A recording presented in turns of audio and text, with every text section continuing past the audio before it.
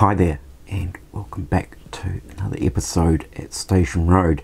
Now today's episode we're going to look at a slightly different aspect to the railway modelling process, and that is actually going right back to the beginning where the layout planning phase takes place. So one of the main reasons I'm actually looking into this is it's just simply too cold in the garage to be working on any modelling in there. Things like paint and glue and that type of thing just takes far too long to dry. So as you'll see, this video is quite long, so I've broken it down into chapters, so if you so wish you can jump through to other sections.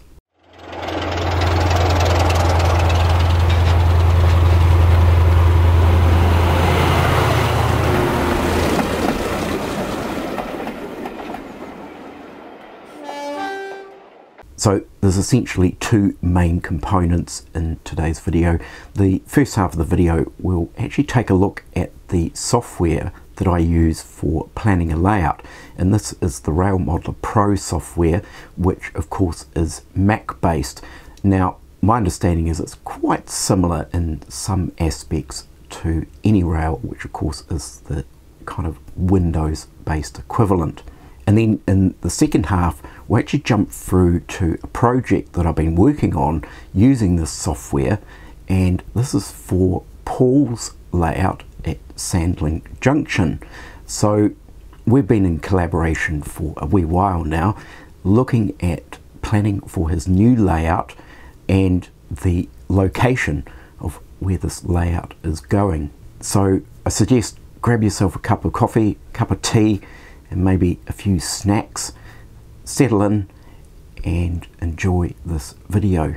So I'm in a slightly different position, as you can see. I've got the computer in front of me right here, and I thought it would just be easier to show you some of the basics in terms of track planning and also run through some of the software that is available. So I think starting at the beginning, there's probably really three major players, I believe, really in track planning software. Now that's not to say there are countless other software packages out there, and since doing a little bit of research recently I realized that there's just a whole new selection of software available now. So they range from licensed paid software applications down to freeware and open source stuff as well. So in today's episode, of course, I'm focusing on a software package that of course operates natively on Mac OS. So another key player of course is AnyRail. Now AnyRail is Windows based, and it's probably really the most prolific track planning software out there, and of course Windows taking 99% of the market, Mac maybe 1%, then of course AnyRail would be the most prolific of the two software packages. Now there is another package, it's called SCARM, and it is actually a freeware package, but then to open it up to all of its functions and abilities you have to pay a license. So the software that I'm actually using is Railmodeller Pro. Now as I mentioned, this is Mac based software. It cannot be run on a Windows computer, and the same goes for AnyRail. AnyRail can run on a Windows computer, but it can't run on a Mac. So this is where you sort of have to do a bit of a trade-off with whatever operating system you're actually using. So with both Railmodeller Pro and also AnyRail, there is a licensed version, there's also free versions. Now the free versions are quite limited. For example, the Railmodeller Pro free edition, which I think is called Railmodeller Express, it is limited to 50 pieces of track. You only get one layer, and there is a number of other limitations with the free version, and I think also AnyRail has the same sort of setup. You can download a free version, but it is limited to how much you can actually do with it. So I have the Railmodeller Pro version, which means everything's unlocked, and just looking at pricing, which I checked out before, and basically the Railmodeller Pro and AnyRail come in at exactly the same price. They're $59 US for a full license. So Scama's the other one that I mentioned, and that comes in at roughly $45 US, so it's a bit cheaper, but I have heard that it does have some limitations on the track libraries that are available. So I think without further ado, we'll just jump over to the screen and I'll show you some basics. I'm not really going to delve into it, and then we'll actually switch over to what I've been working on with the Sandling Junction layout. So this is the working area for Railmodeller Pro, and it's a pretty intuitive, straightforward setup in terms of tools and functions and so forth. So there is a sidebar down here which will bring up any details in regards to an element that's selected, and then of course tabbing over to the document setting, there's some sort of basic details and specs that you can add in here. For example, the entire canvas size. So you'd want to make the canvas size bigger, possibly bigger than the entire layout size that you're working with. And then you've got things like increments for grids and so forth. So I've got it set every 10, 6, you know, there's different options there.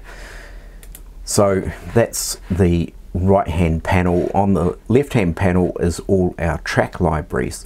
So currently I've actually got it on the Hornby TT120, which is quite interesting. So under TT Hornby, they have the Hornby TT120 library, which is quite interesting. But in this situation, I'm working between HO and OO, so all the same techniques and that apply whatever scale you're actually using. So under HO we have the Pico track ranges in here, which is what I use, and then under OO we have the Hornby track ranges. So the first thing we'll actually do is we're going to create a baseboard. So the baseboards are added under the File menu. Now this area of the software is probably really the only downside to the Railmodeller Pro, is I find that the baseboard creation is a little bit strange in some respects.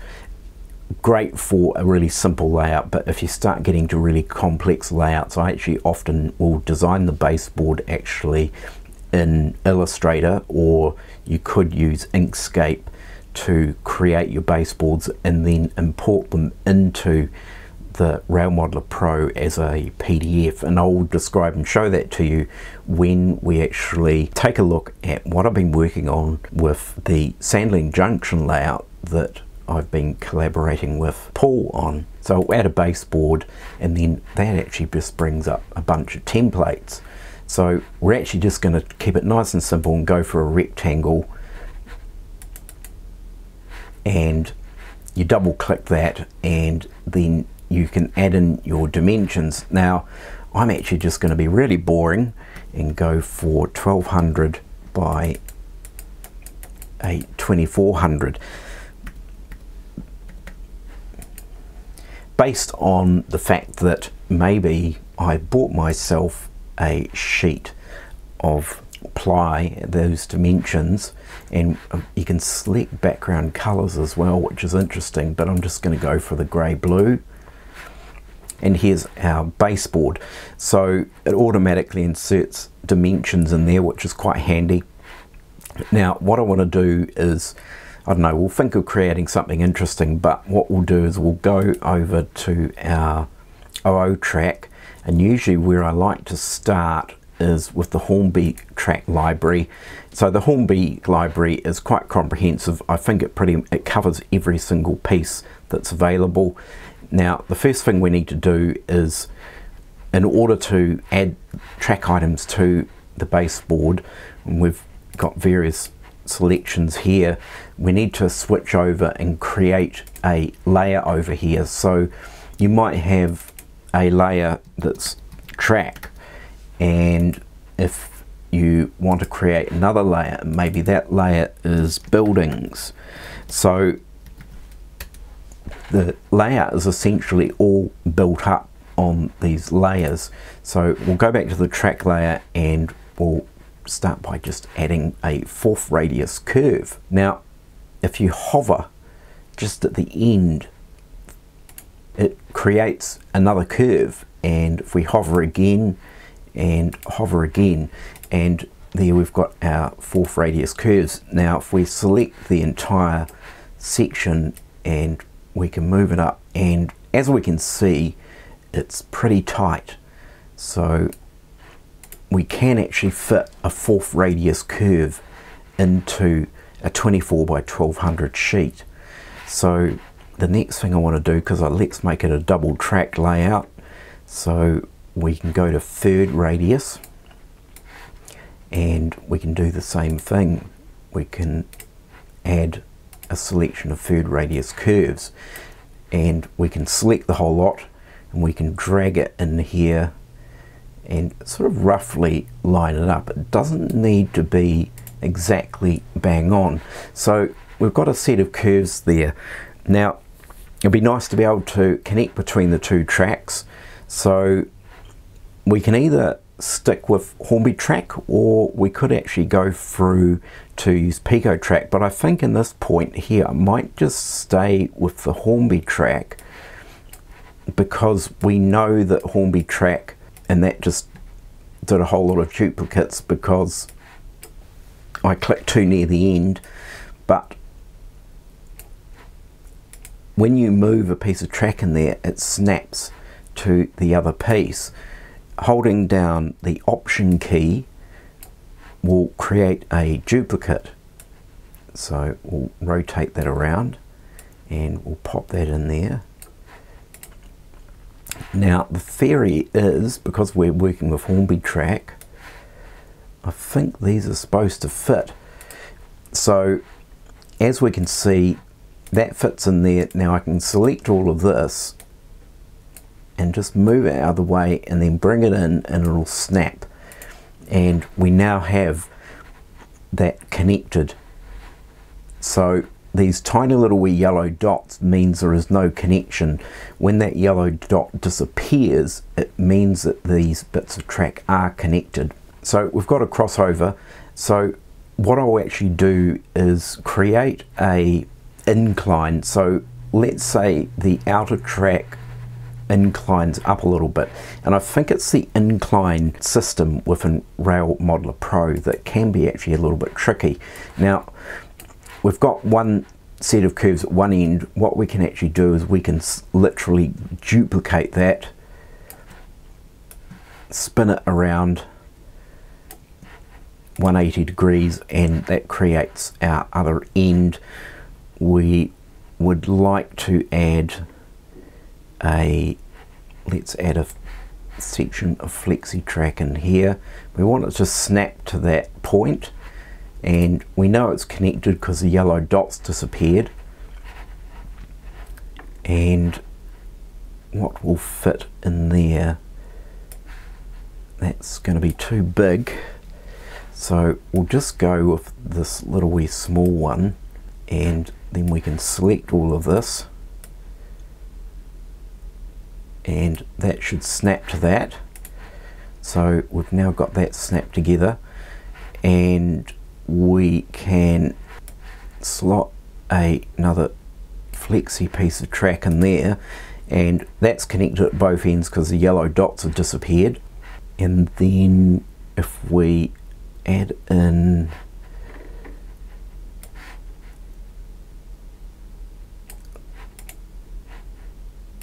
now down here, this might be an odd section left over. Now I could probably fill that with sectional track that is actually made by Hornby that will actually fit in here.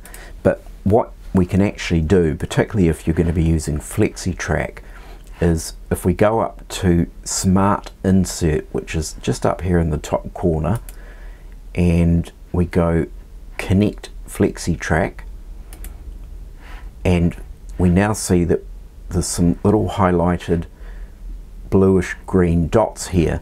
Now if we select one point, and then it shows some green highlighted points, and we click to select that point, and then we're just going to select generic flexi track and click apply, and that's now automatically filled that gap with the flexi track, and of course it's actually telling you how long that flexi track needs to be.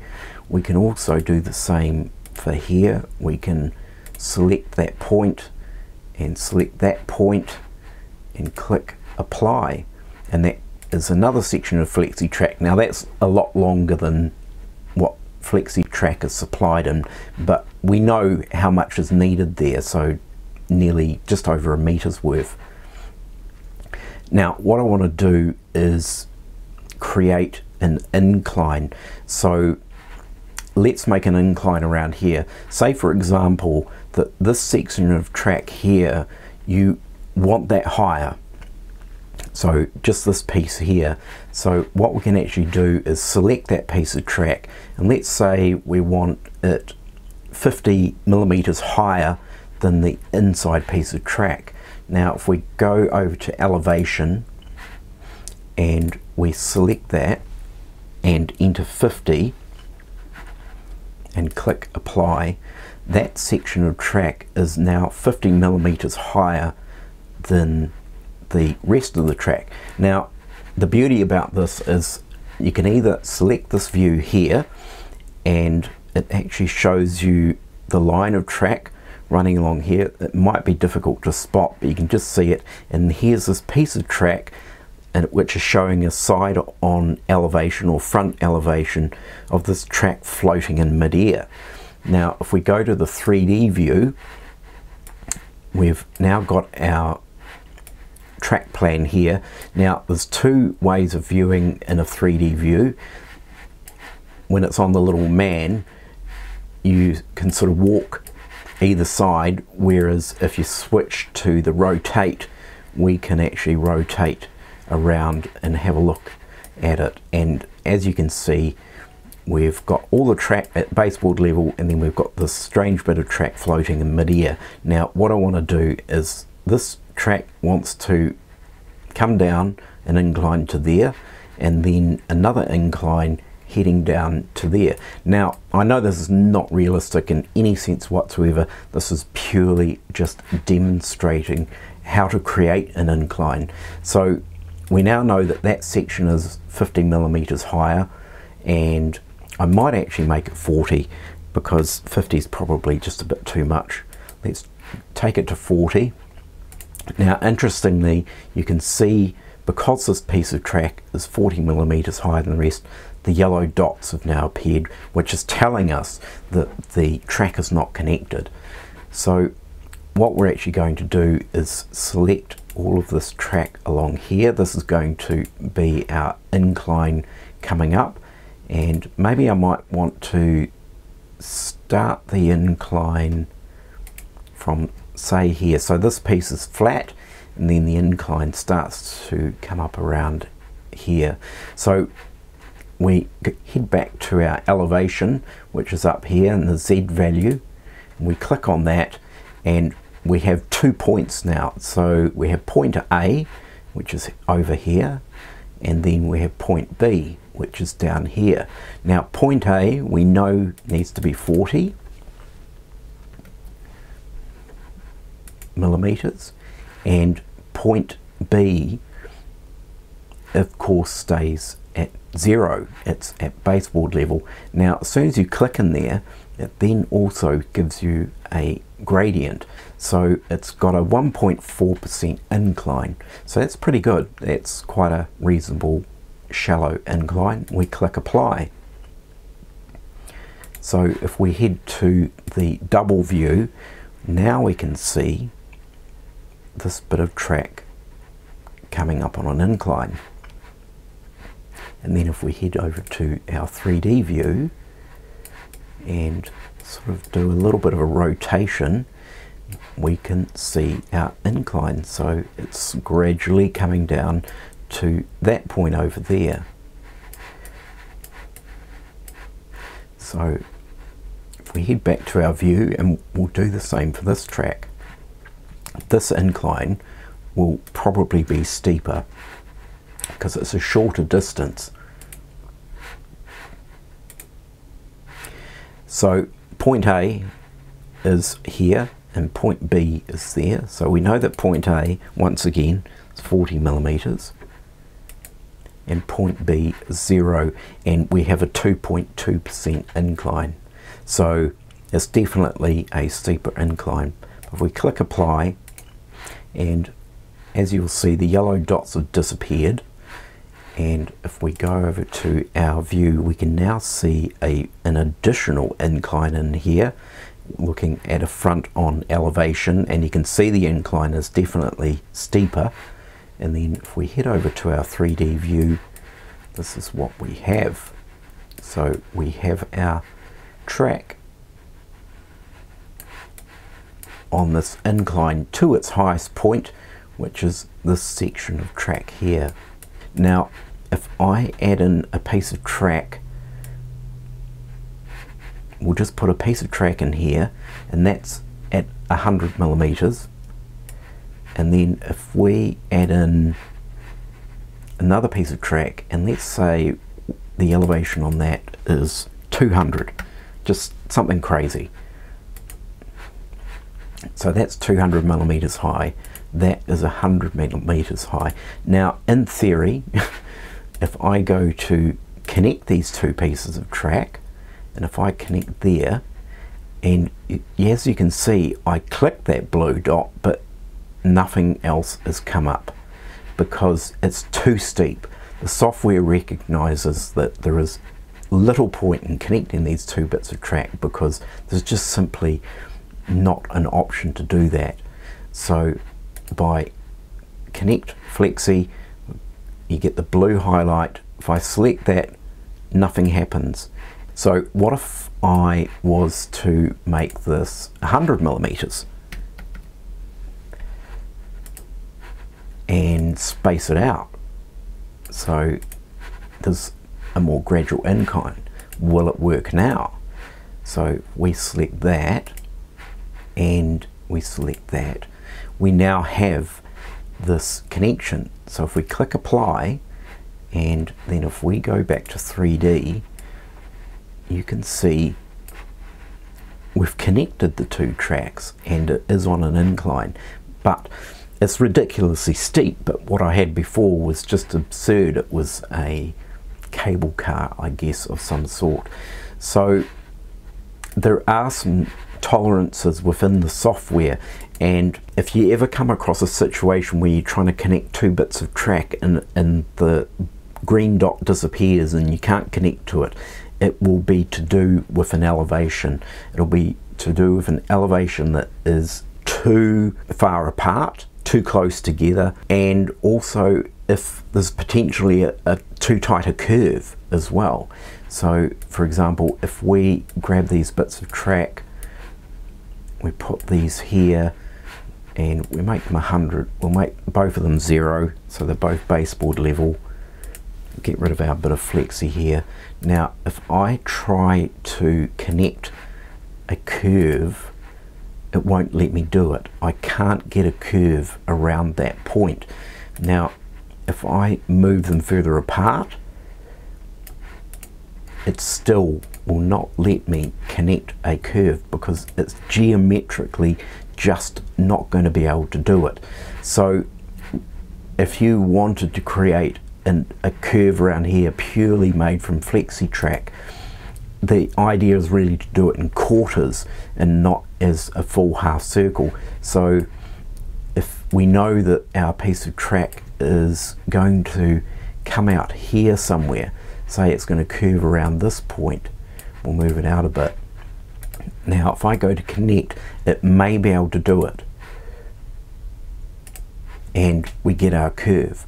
So there are tolerances within the software, as I mentioned, that create these sort of limitations to a degree, and I think the same might be for any rail. So once you've created that bit of curve, you can just simply delete that. You can grab your curve you've made, custom curve, and rotate it, and pop it in there and join it together. It's not a very tidy looking curve, but that's kind of how the software works. So often what I'll actually do in terms of creating curves, for example, is I might use some sections of set track that will actually determine the next curve out. So for example, let's take just a bunch of curves here. So we'll take these curves, we'll get rid of that lot and we'll get rid of that. We know that this is on a 2% incline, so we're going to zero that out and put that back to 0. That's on 0. Now we know this is 4th radius, and you can't get a 5th radius or a 6th radius. From this point on, really you have to start working with FlexiTrack to create larger radiuses. So there are some options here. So for example, you could grab just a small chunk of straight track. We'll actually just use one of these because it's easier to grab, and say we want to have the next radius out from this that is part of the Hornby system. So for example, Hornby track is a certain distance apart, so if we grab a point and duplicate that, rotate it around, and then add on our, and that joins those two together. Now if we grab another little chunk of track there and then delete the point, I know this seems a little bit funny, but it actually works, and then join that little bit of track there. We now know that the gap between theirs is what a standard Hornby gap is between two tracks. So there's our section of track there, so we can grab that, put that on that end. So from this set of double track we have here, we can improvise some curves out here. Now what I actually usually do, because the FlexiTrack usually creates a little bit of an anomaly sometimes, so what I do is quarters, we actually go into 1/8. So if we select our bit of track here, and that joins onto there. Now if I get a smart section to sit in here and we connect that around there and click apply, we've essentially really kind of created ourselves a 5th radius curve. So what we can actually do is we could duplicate this again, and there'll be a second one in there, and we'll duplicate this one again and get rid of that in there. And then if we go to another smart connection and connect another section there and click apply, so we now have a 5th radius and a 6th radius. And so as you can see, you could keep going, you could just keep on adding further and further radiuses, you could go as high as you want. But essentially once you've done that, you can delete these because you don't need them any longer. You might even want to save these in a file that's just your own library for greater radius curves. But if we duplicate that, so we'll just continue our radii, and if we duplicate that, and then if we duplicate that,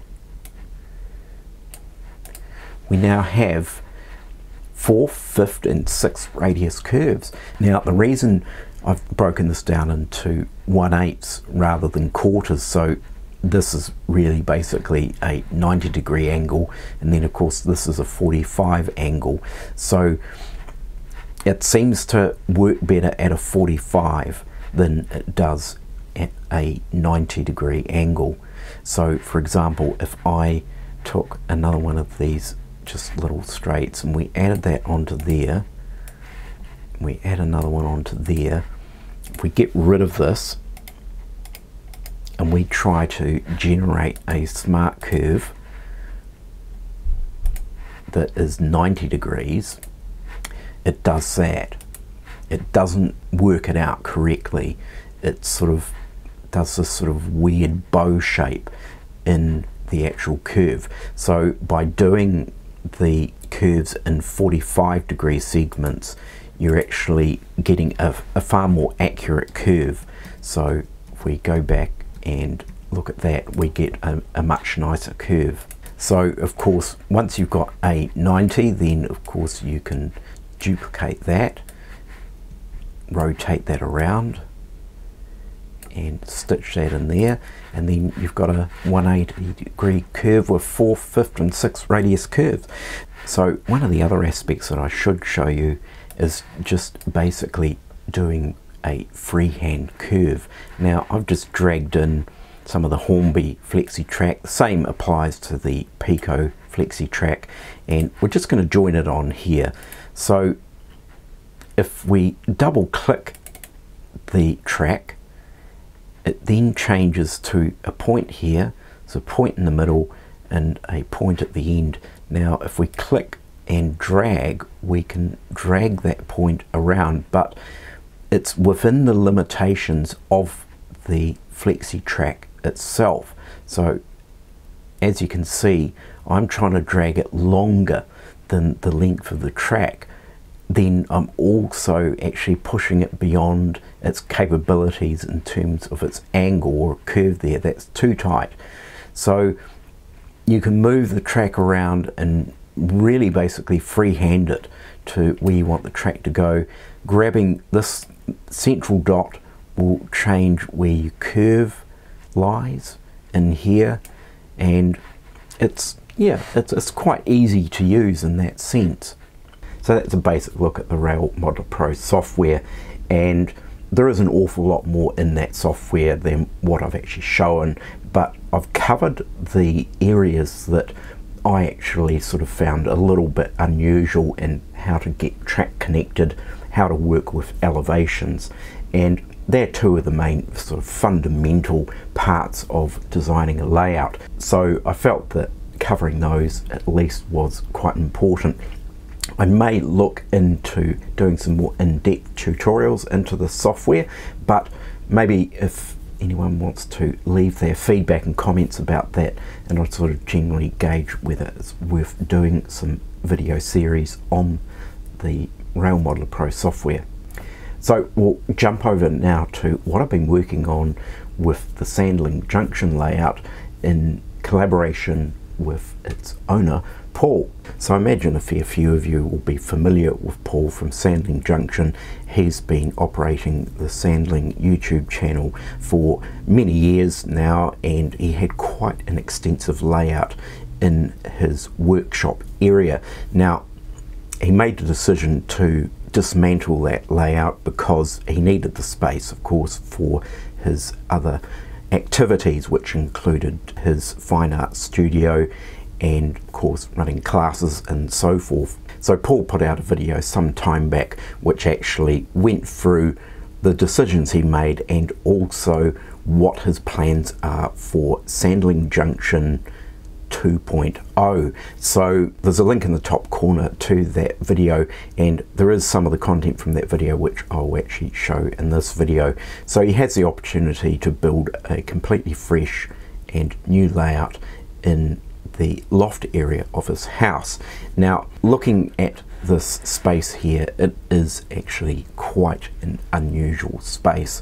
It's possibly a loft conversion, I think Paul mentioned, from many years ago, long before I think they purchased their property, but it has a pitched roof in various locations. We have this sort of dog leg style room, so it's almost like two sort of areas that are joined through this gap here in the middle. So as you can see, the room and proportions and the unusual shape is a challenge right from the outset, and over the last 6 months Paul and I have been toing and froing with multiple different concepts, going all the way back to Paul's original concept, and then of course we went through a process of getting more accurate measurements for the room, and of course we found there were some anomalies in that area as well. So we're now arrived at this plan that we have up on the screen at the moment, and it's probably I guess in some respects a reasonably good solution for the shape of the room, but also getting in a reasonable amount of operational movements. So the room itself really lent itself to essentially a figure 8 layout. There really isn't any other way you could have another layout. The only other option would be just simply an end-to-end layout. So with the figure 8 layout, this does mean a lift out section in here with 3 tracks. Now that's not overly complex. I think that's easy enough. It can be a lift out section, or it could be fixed and you just scramble in underneath. Now the main objectives that Paul really wanted to cover in his new layout was to be able to maximize really on multiple train operations. Now Paul does have a large collection of locomotives and rolling stock, and this layout that we have in front of us is a far cry from what he used to have. The layout that the original Sandling Junction was quite an extensive layout and had a lot of space to work within. So there's quite a transition between the original layout and what we have up on the screen now. But essentially what we've been able to create in here is we've got a double track main line, so we've got up and down main lines, and that is the white track. And then we have 2 end-to-end lines that could operate automated shuttle services. So we have the blue line, which would terminate at a railway station here, so a terminus station here, quite extensive depot area and goods area, and then that would run down, follow around down here, loop over, come down and around and into a bay platform at a through station. The other end-to-end, of course, is a hidden set of storage yards in here. So this is the orange track, and then it would come out here into a scenic area and follow around at the baseboard level and come into an industrial area. Paul would quite like to have some kind of dock, whether it's a coastal dock or maybe it's a canal, something like that, that could be in this area here. So essentially all of this track work was assembled pretty much as I showed in the first half of this video. So we've got selections of 3rd and 4th radius curves in here, and then I created the essentially 5th radius curve in the methods that I'd used previously. So in order to try and get as much in as I can, the minimum radius on this layer is 3rd radius. I really didn't want to go down to 1 or 2, you'd just get into too many complications. So the absolute minimum here is 3rd radius, and that is actually on this section through here. And from this point here, which is at the highest elevation, which is the main lines crossing back over themselves, the height here is 90 millimeters, so there's clearance there, but the elevation around here is 2%, so it's not too bad. And this incline in here is hidden, so you don't really see a lot of that. There is some talk about maybe having an open cutting in this area up here, but essentially this is all hidden in behind here, and so you won't really see the severity of the incline. The other incline, of course, is from the top point here and runs all the way down through here and underneath itself again. This incline is a lot easier, so we're talking somewhere between 1.4 and 1.6% incline, so it's a lot more shallow, and there's a potential here. I think it would be quite nice to have a curved railway station, a through station that is on a slight incline. It could be interesting in there.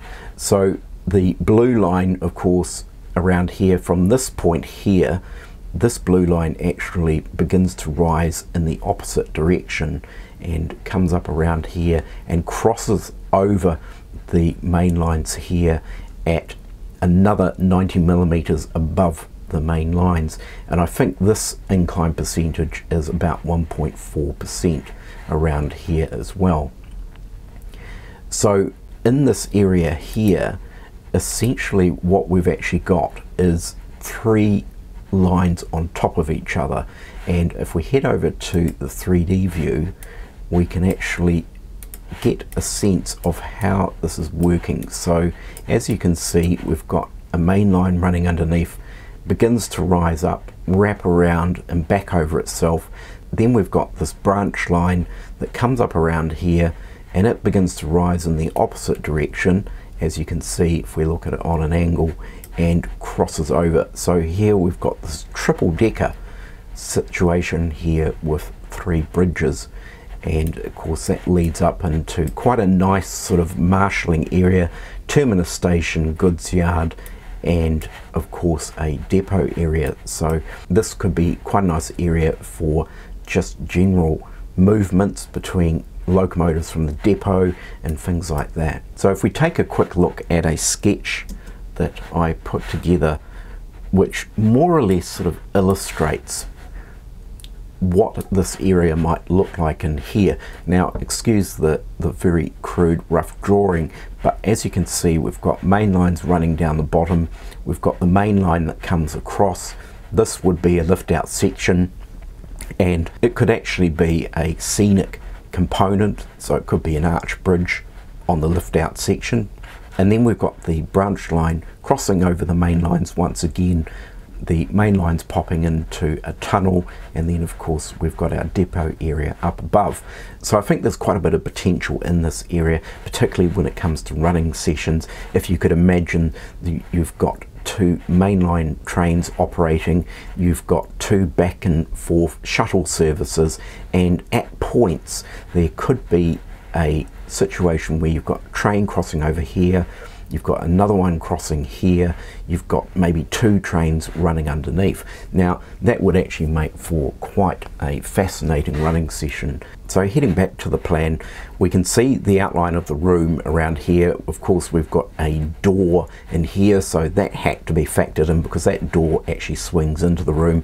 There's another door here, and that of course leads through into a small office space, which actually Paul has turned into his wee work room, where you can do airbrushing and of course painting and things like that, and sort of off the layout model making. So I borrowed some footage from Paul's video, and as you can see, the room shape and proportions are really quite complex, hence why it took probably quite a while to nut out a layout that was going to work within the space, not actually be too complicated to actually build, but also a layout that's going to give you hopefully years of enjoyment, that there's going to be lots and lots of different types of operational movements, and then of course also the model making aspect as well. So as I mentioned in the first half of the video, when it came to discussions about adding baseboards into the Railmodeller Pro software, now you can see I've got an entire room laid out underneath, and it's actually on what I created a room plan layer. So that is this layer here. Now this is actually an entire file, a PDF, which of course is imported into Railmodeller Pro, and of course any adjustments that I need to make in this I make in Illustrator and then save, and then I can update it. So there's an update button here to update that. Now if we head over to Illustrator, and this is essentially the file I've created. Now I actually just simply found it easier to create the baseboard panels and also the entire room, so the shape of the room, the outline of the room in Illustrator, than try and do it in Railmodeller Pro. Now that's not to say that this can't be created in Railmodeller Pro. This can be created, but I just find it as not as intuitive as it is just using Illustrator. Now if you don't have Illustrator, you could simply create all of this using Inkscape, which of course is a free vector-based software, and do it the same way. Now what happens is I actually save this out as a PDF, and this I've actually set up at 1:10 scale, so this is not full size. if we look at our dimensions for the outer dimensions of the room, we've got 490.7 millimeters. So the room is actually 4.9 meters long. That's from the end wall here to this end wall here. So I've just worked at shifting the decimal place and working at 1 to 10 scale. It's just easier in that. Illustrator can't actually create a PDF at full size because of whatever limitations there are, so it's at 1 to 10 scale.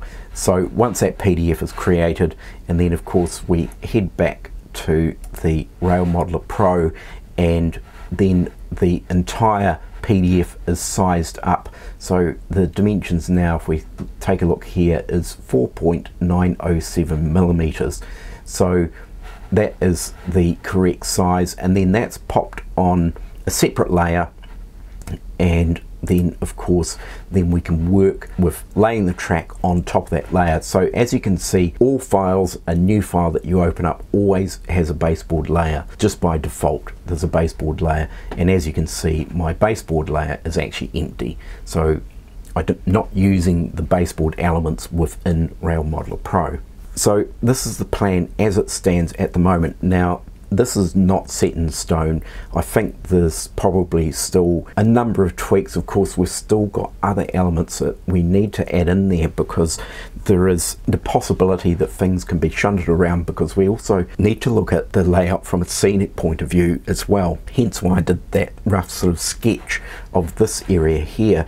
Now my thoughts are this whole back area here really lends itself to a town scene, and then some industrial factory scene. So whether a street is running the full length through here, and then we've got industrial buildings and so forth next to the depot area and the goods area, and maybe the town scene is low relief running the full length of the back. So there's all these kind of thoughts that both Paul and I are sort of thinking about in terms of that. The same applies of course down here. It would be nice if there was some form of dock, whether it's a canal dock or a coastal dock that's in here with a small harbour of some sort, and we had some industry located around this area too. So I think both Paul and I will be quite interested to hear your feedback and comments on this plan as it stands at the moment, and any suggestions would actually be really appreciated.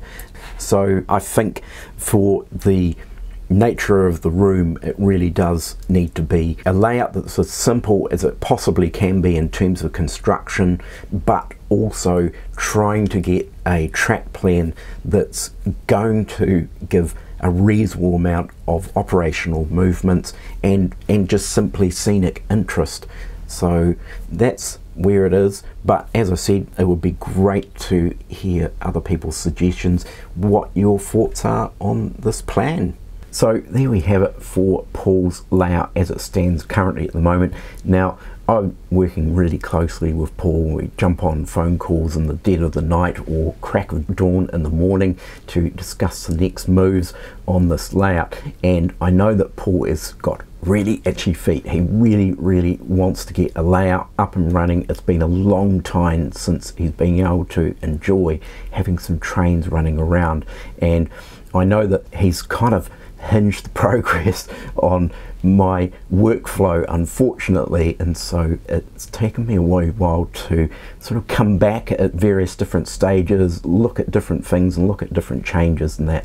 But in general, well, he said in his last email that he was quite excited and happy with where we're heading with this particular layout. So of course Paul's going to actually pop up his own video as well. That will be up now as we speak, and you can jump over to his channel and take his perspective on what the two of us have actually been up to. So I know this is an incredibly long video, potentially could be one of my longest, so I'm going to sign off for now. Do take care everyone, look after yourselves, don't forget to like and subscribe, and I will catch you next time. Bye for now.